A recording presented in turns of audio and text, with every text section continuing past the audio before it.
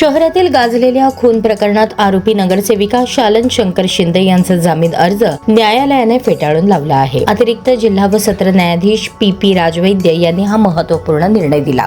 या प्रकरणात फिर्यादी बाजीराव पांडुरंग सरबदे राहणार रविवार पेठ सोलापूर यांनी दिलेल्या तक्रारीनुसार 2 जानेवारी 2026 रोजी दुपारी व सायंकाळी झालेल्या वादातून आरोपींकडून गंभीर मारहाण करण्यात आली. या हल्ल्यात फिर्यादीचे भाऊ बाळासाहेब सरबदे यांच्यावर तलवारीने वार करण्यात येऊन त्यांचा मृत्यू झाला. तक्रारीनुसार आरोपींनी पूर्वीपासून असलेल्या राजकीय वादातून संगनमताने हल्ला केला. घटनेदरम्यान तलवार व कोयत्यासारख्या धारदार शस्त्रांचा वापर करण्यात आला असून फिर्यादी व इतर साक्षीदारांनाही मारहाण करून जखमी करण्यात आले. या प्रकरणी जेलरोड पोलीस ठाण्यात गुन्हा दाखल करण्यात आला असून BNS कलम आर्म ऍक्ट व महाराष्ट्र पोलीस कायद्यानुसार गुन्हा दाखल करण्यात आलाय. दरम्यान आरोपी शालन शिंदे यांनी जामिनासाठी अर्ज दाखल केला होता. मात्र जिल्हा सरकारी वकील डॉक्टर प्रदीपसिंग राजपूत यांनी जोरदार युक्तिवाद करत गुन्ह्याचे गांभीर्य अधोरेखित केले. घटनेत प्रत्यक्षदर्शी 10 साक्षीदार, वैद्यकीय पुरावे, परिस्थितीजन्य पुरावे उपलब्ध असल्याचे त्यांनी न्यायालयाच्या निदर्शनास आणून दिले. तसेच आरोपींना जामीन दिल्यास साक्षीदारांवर दबाव आणण्याची शक्यता असल्याचेही नमूद केले. सरकार पक्षाचा युक्तिवाद ग्राह्य धरत न्यायालयाने आरोपीचा जामीन अर्ज फेटाळला. या खटल्यात सरकार पक्षातर्फे जिल्हा सरकारी वकील डॉक्टर प्रदीपसिंग राजपूत यांनी काम पाहिले तर आरोपीतर्फे ॲडव्होकेट संतोष न्हावकर यांनी बाजू मांडली.